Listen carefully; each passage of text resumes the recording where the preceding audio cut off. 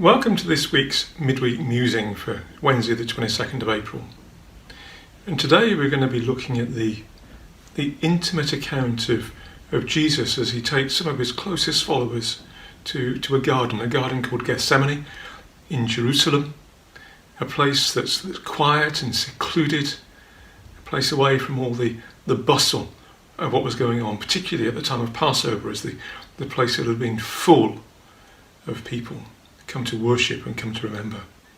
And Jesus takes time to go to this garden to pray.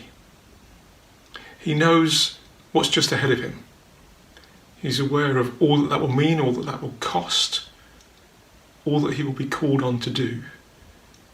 And he knows he needs time with his Father. And so he comes, he encourages his friends to pray with him. Then he goes on a little way away from them. He goes on his own and he prays. And in Matthew 26, verse 39, we find what is on his heart. And he says this: "My Father, if it is possible, let this cup of suffering be taken away from me. Yet I want your will to be done, not mine."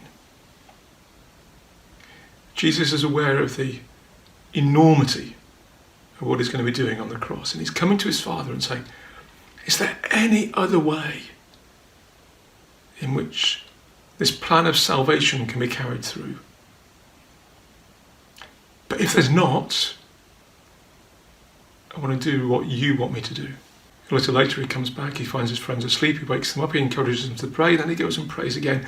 And it's as though the time he's already spent in prayer has come to remind him, to confirm in his thoughts that there is no other way. So his prayer changes subtly.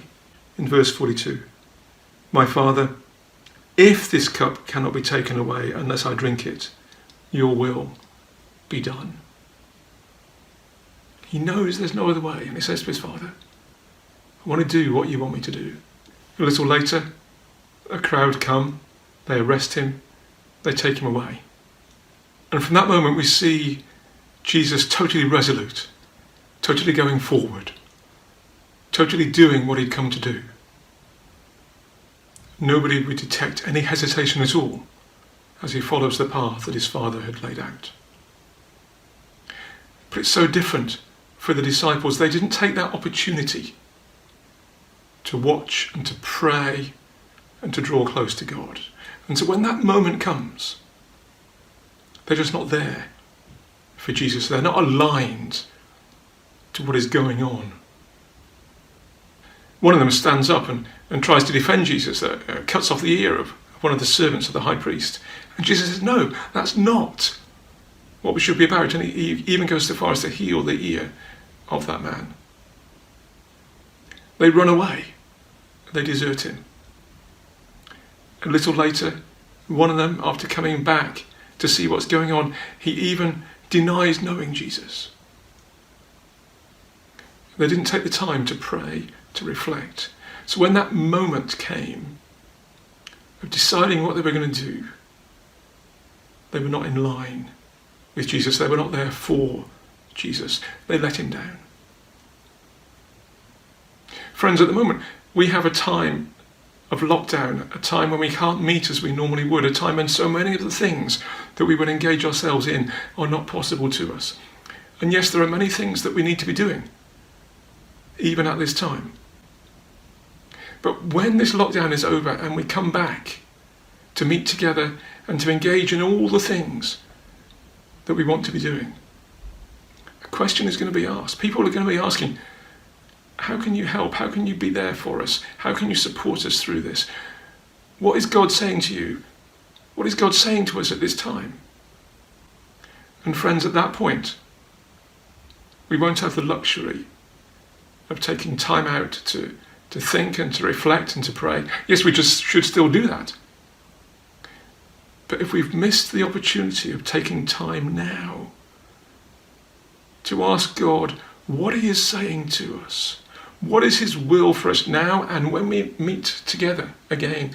What is his will for us at the end of this lockdown period, that we can continue to do the thing that he calls us to do? if we've missed the opportunity to take time to sit and pray and reflect, we won't be ready for what God wants of us.